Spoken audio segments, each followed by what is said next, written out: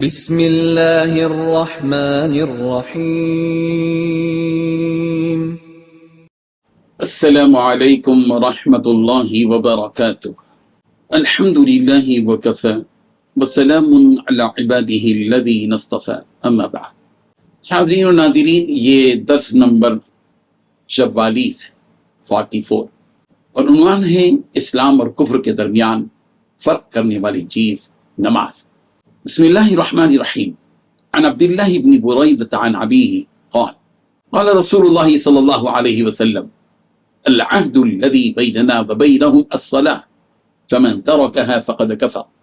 حضرت عبداللہ بن بریدہ رضی اللہ عنہ کہتے ہیں کہ رسول اللہ صلی اللہ علیہ وسلم نے فرمایا، ہمارے اور منافقین کے درمیان نماز کا معاہدہ ہے، تو جس نے نماز چھوڑ دی اس نے کفر کیا۔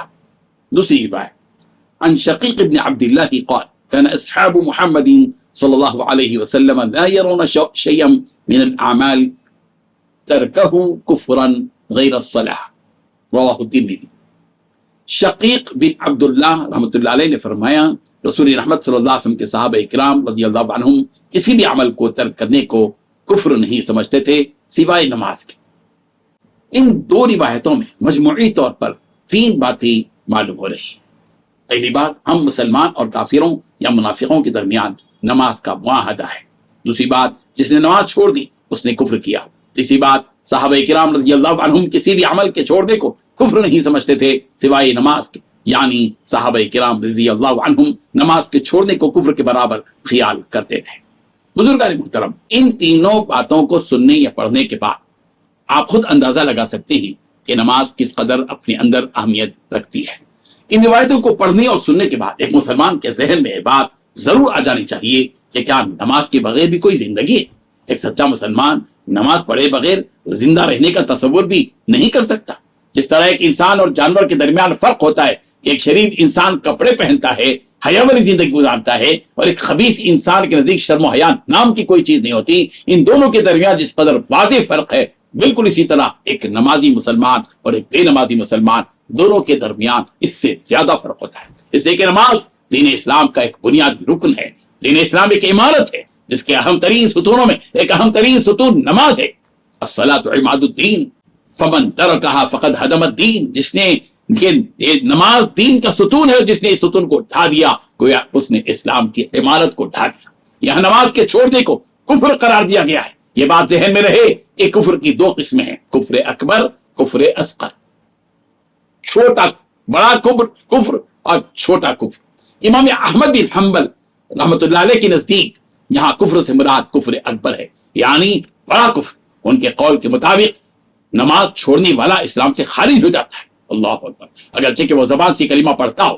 امام شافعی، امام مالک اور امام ابو حنیفہ، ان تینوں ائمہ رحمہم اللہ کے نزدیک کفر اصغر یعنی چھوٹا کفر مراد ہے۔ نماز چھوڑنے کو کفر اصغر کہا گیا ہے کہ نماز چھوڑنے والا کبیرہ گناہ کرنے والا شمار کیا جائے گا، اس کو فاسق گردانا جائے گا، لیکن وہ نماز چھوڑنے کی وجہ سے اسلام سے خارج نہیں ہوگا۔ سورۃ التوبہ کی آیت نمبر 11 پر غور کریں، جس سے یہ معلوم ہوتا ہے کہ نماز قائم کرنا گویا ایمان کی علامت۔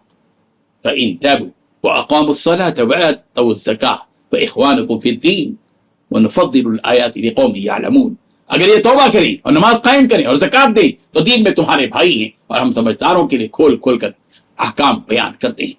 معلوم یہ ہوا کہ یہاں پر نماز کے قائم کرنے کے بعد کہا گیا کہ اگر تم توبہ کرو گے، نماز کو قائم کرو گے، زکوٰۃ دو گے تو تمہارے بھائی۔ اس سے واضح مطلب یہ ہے کہ اسلام میں نماز کی کس قدر اہمیت ہے۔ بیننا و بینہم میں بیننا سے مراد مسلمان اور بینہم سے مراد کافر یا غیر مسلم مراد ہے، اور العہد کا مطلب ایک ایسا وعدہ ہے یا ایک ایسی علامت ہے جو کسی تعلق یا معاہدے کی بنیاد پر ہوتا ہے۔ اس حدیث میں عہد سے مراد وہ فرق اور علامت ہے جو مسلمانوں اور غیر مسلموں کے درمیان۔ اس کا واضح مطلب یہ ہے کہ نماز وہ افضل اور اہم ترین عمل ہے جو مسلمانوں کو غیر مسلموں سے ممتاز رکھے۔ ایک مسلمان کی خصوصیت اور اس کی پہچان یہ ہونی چاہیے کہ وہ 5 وقت نمازوں کا پابند ہوتا ہے۔